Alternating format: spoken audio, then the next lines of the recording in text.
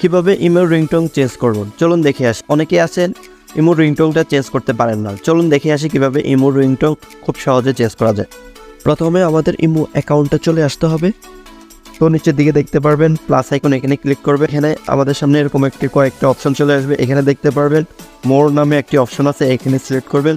Select করার পর এখানে দেখতে পারবেন সেটিংসে সিলেক্ট করবেন। এখানে দেখতে পারবেন নোটিফিকেশনে ক্লিক করবেন। ক্লিক করার পর এখানে দেখবে কলস ক্লিক করবেন। কলসে ক্লিক করার পর এখানে দেখতে পারবেন রিংটোন, এখানে সিলেক্ট করবেন। আমাদের সামনে এরকম একটি ইন্টারফেস আসবে। এখানে দেখতে পারবেন ইউজ ফোন রিংটোন, এখানে সিলেক্ট করবেন। সিলেক্ট করার পর আপনি এখান থেকে যে কোনো একটি সিলেক্ট করে নেবেন। আমি এটা সিলেক্ট করে নিচ্ছি। দেবেন এখান থেকে আপনি যে রিংটোনটা সেট করতে চাচ্ছেন সেই রিংটোনের উপরে ক্লিক করে আপনি ওকেতে ক্লিক করবেন। ওকেতে ক্লিক করলে আপনার রিংটোনটা চেঞ্জ হয়ে যায়।